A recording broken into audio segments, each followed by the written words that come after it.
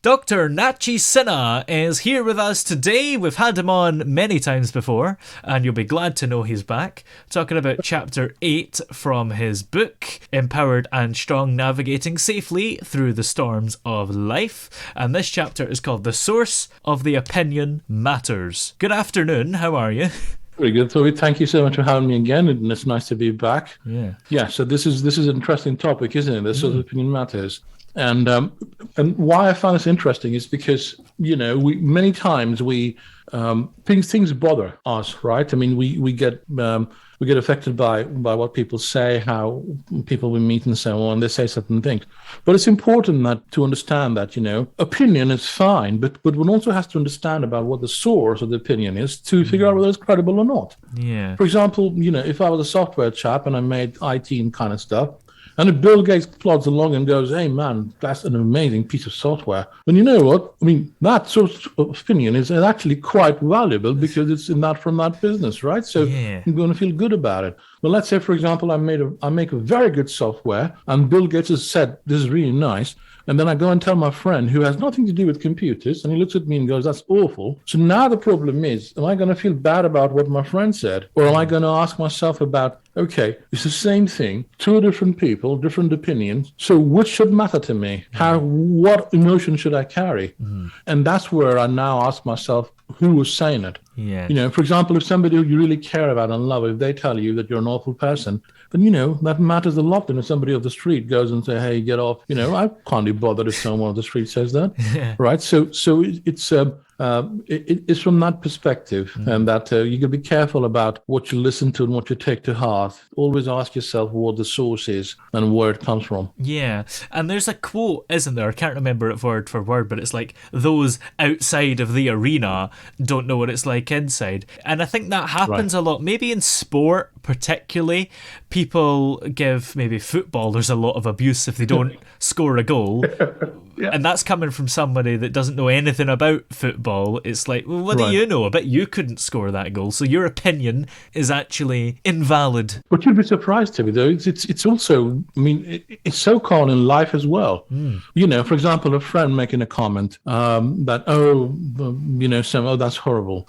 And now, and it could be just something you said, or a friend says something like, you look horrible or something, or you're so stupid, or whatever the comment they make. The problem is that if we're not careful, then these opinions that are thrown on us, they kind of stay in our subconscious mind, and these seeds then grow into trees, so to speak.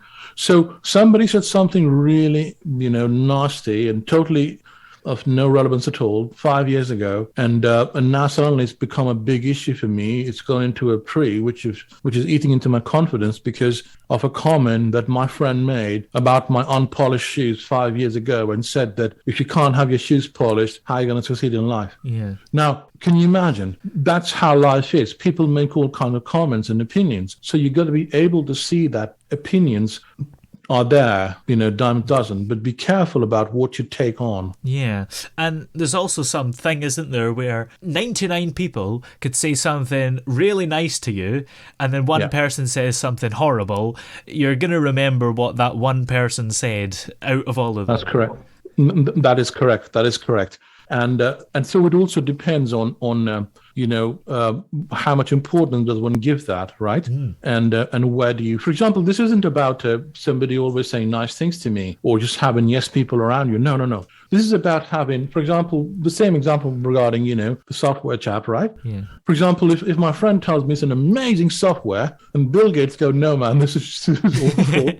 Right, so I'm going to listen to Bill Gates going, this is awful, man. Not my friend who's telling me it's amazing, and my friend knows nothing about software. So this isn't about just the yes people. No. This is about credibility of the opinion. Yeah, and I suppose maybe it's slightly different, but over the last couple of years during COVID, it's been you either listen to the guy that studied virology or your auntie on Facebook. Yeah, I mean, what a segue into that. Yes, you're right. I mean, that's a very astute observation. So you see how, in real life, how powerful is this, right? And yet, everybody who's getting all strongly emotional and believing things are believing it because they're building their opinion. Yeah. But are they going a step further and asking themselves, what's the source? Yeah. And is the source credible to believe that? I mean, I can talk about cakes, but trust me, I can't bake a cake to save my life. Yeah. So if I gave an opinion to a master, pastry maker about cakes, I mean, I'm sure they'll kick me out, right? But I don't know if the public would see that. Yeah, absolutely. The source of the opinion matters. And that's the title of the chapter from the book, Empowered and Strong, Navigating Safely Through the Storms of Life by Dr. Nachi Sinha, who's the guy you've just heard for the last 5 minutes or so. Many thanks for joining us today, and we'll see you next week.